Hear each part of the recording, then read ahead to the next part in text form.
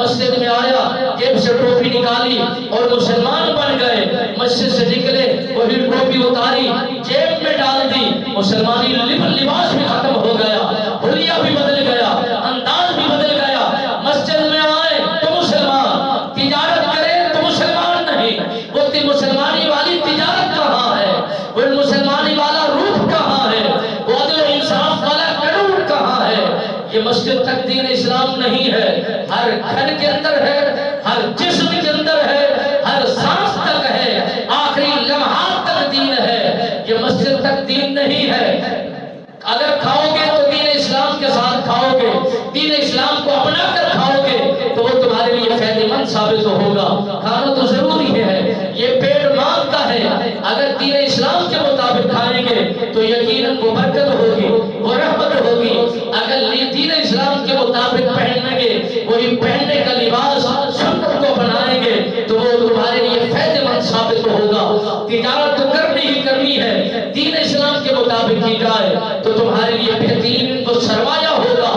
اگر تمہیں دنیا کے اندر معاملات کرنے تو ہے ہی ہے، مگر دین اسلام کے مطابق کیے جائیں تو یقیناً برکت بھی ہوگی، اجر بھی ہوگا، ثواب بھی ہوگا، میرا مصطفیٰ راضی بھی ہوگا، رب رحمان بھی راضی ہوگا۔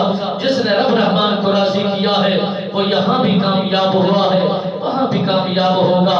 جب یہاں سے رخصت ہوتا ہے، مرحبا مرحبا سے اس کا استقبال کیا جاتا ہے۔ جس طرح کی دنیا کا دستور ہے، کوئی کہیں انسان جاتا ہے، اگر وہاں اسے پروٹوکول ملے تو وہ اپنی عزت کو بہترین سمجھتا ہے کہ مجھے میری تعظیم کی گئی ہے، میری عزت رکھی گئی ہے، میرے لیے نظام بنایا گیا ہے۔ کیا یہ نہیں چاہتے کہ عرش میں جانا ہے، خدا کے حضور پیش ہونا ہے، وہاں بھی مرحبا مرحبا کے نام سے پکارا جائے اور کہا جائے یہی مجاہد ہے، یہ دین میں رہ کر دین اسلام کا سچا سپاہی رہا ہے، دین اسلام کا وفادار رہا ہے، نبی کا حوادار رہا ہے، نبی کے ساتھ مار جڑنے کا اپنا اعلان بھی کرتا تھا، عملی طور پر اظہار بھی کرتا تھا۔